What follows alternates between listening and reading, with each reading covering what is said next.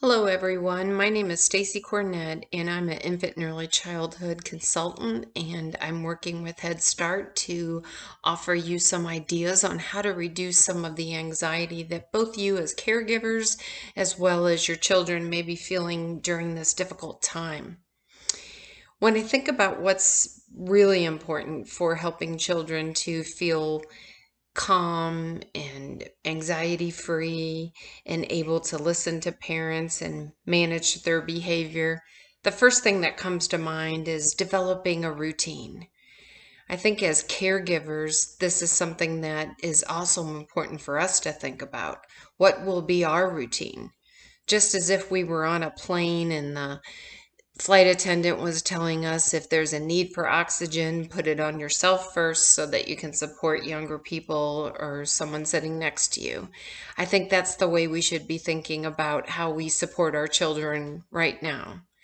So give yourself a break. Think of all of the wonderful strategies and characteristics that you have already and maximize the use of those positive characteristics that you have. If you do have a partner that lives with you that can help you with caregiving for your children, I think it's really important to think about, how can I strategize with my partner on the things that I'm good at, the things that they're good at, and thinking about ahead of time, how are we going to manage through challenging and difficult parenting situations. So having our own plans as caregivers before we try to present it to children will be really important. And that leads me to the next idea, which is that children really need to be a part of giving some input into a daily routine. Many of us have taken care of children all throughout the day, when they were, younger and not able to go to preschool. But this might be something new for us now, to be having our children home with us all day.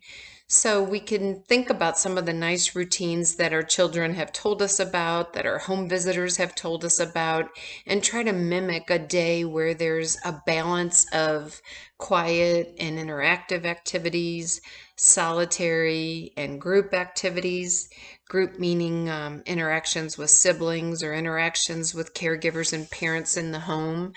So I think that it's important to do a lot of balancing. Having a sequence of high intensity activities all in a row is probably going to be overstimulating. So thinking about getting our kids' input about some of the things that they in general like to do.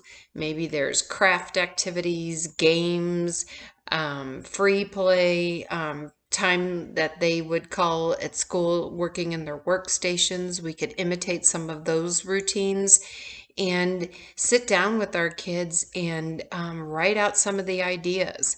And then we as parents can then strategize about balancing some quiet with more interactive, giving ourselves a lot of grace for time when we're going to need to be on the phone or we're going to need to do work projects.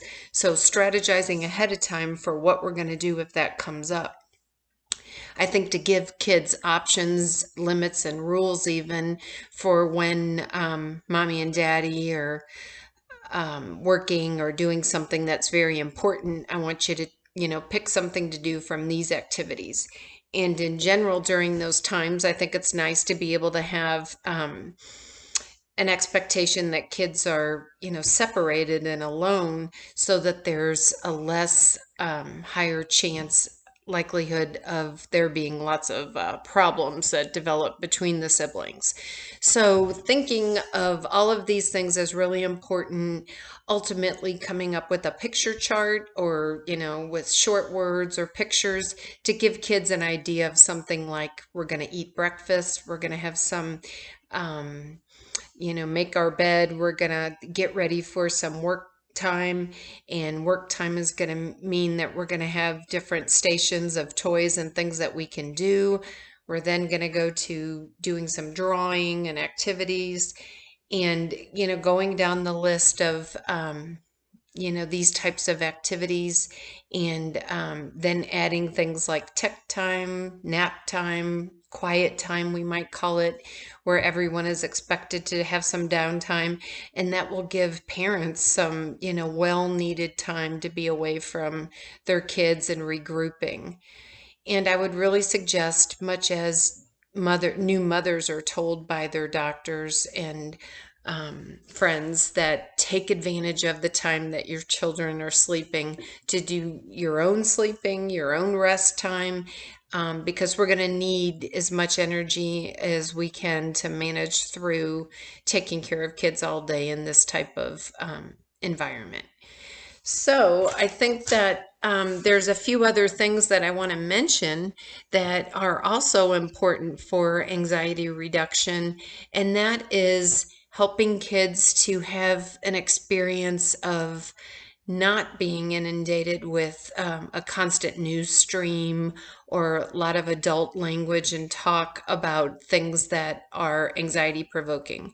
We need to remember that we as adults also get overstimulated by a lot of news media and constant information and worrisome stories that are, coming at us in the news, and need a break from that. But kids are more confused when they hear those things because they can't put it into the same context that we can. And I think our brains are wired to pay attention and go on high alert when there's any kind of indication that there could be danger, unsafe situations, potential scary situations, or lots of feelings of being out of control. And we need to balance our brains with experiences where we can feel calm. So I think that sitting down with our kids and doing a conscious effort to help kids to think about what are the things that are happening in our life right now that we're thankful for. Gratefulness practice is something that I'm describing right now, and it has been known to reduce anxiety and depression at a rate that is similar to being on antidepressants. And I think that that's amazing. So giving kids a time to think about, we're spending time as a family, our family has enough food, we have our pets that are healthy and with us, letting kids actually draw pictures about things they're grateful for, celebrate things that they're grateful for, write down things, do a little show where they show dad, when dad walks in the door, the things that we're grateful for, when mom comes home from work, whatever the situation is, really highlighting that, because I think that that's a nice way for children to experience their brains kind of calming and thinking of something much more positive. Another strategy that I think of that can really help anxiety is giving children the opportunity to do something for somebody else. That experience of allowing ourselves to shift our focus to another person and to do something that we feel good about, we feel that has contributed in some way to somebody else's well-being, is huge. And kids can think of some wonderful things themselves, but making phone calls to grandparents, checking on aunts and uncles and other people in the family, maybe doing FaceTime calls with members of the family and then drawing a picture of everyone that they talked with for the day, making cards for people. Those are all things that kids can really wrap their heads around and feel a sense of success about, and a sense of, bringing them some good feelings and diversion from some of their worries if they are having worries. I think that all of these are activities and ideas that you can put in place within your family, and it's important to think of how can I do this in a way that's going to fit with our family routines. And you might feel real successful one day in coming up with a routine and find that components of it didn't work, that you want to change it. And I think when you do find that you need to change the routine or make it a little bit different, it would be nice if you brought the kids together and said, you know, we're going to work together to talk about how things were good and how things can get better, get their input, and then have them be involved in making changes in the routine, because that will also give them a sense of control and predictability that they're craving and really wanting. And most of us have a hard time when children have challenging behaviors, when they, you know, of course, do things that are very difficult to manage, like hitting their siblings or refusing to follow rules. And I'd like to just suggest that in a high stress time, such as now, it's important to always remember that children's behavior is our, you know, window into their thinking and their feelings. And a couple of strategies when we see difficult behavior to reduce anxiety is to try your best, of course, if there's, you know, unsafe things happening, to stabilize and remove everyone from the situation that you can, and try to just focus on giving your child some empathy, and meaning that you acknowledge that what you think that they may be feeling. So it sure looks like you're frustrated right now, buddy. You know, let's just try to snuggle. Let's try to sit here together and just calm down. And finding ways to do that that are not a lot of lecturing or even not a lot of words can be very stabilizing for kids, because you can get to that next. Once you've given them some empathy and just helped them to regulate and calm down, then you can say, let's come up with a plan to keep this from happening, because I know you don't like it when you hit your sister, or when, you know, you're so upset that you call, you know, people names in the house. So let's think of a plan together of how we can keep this from happening.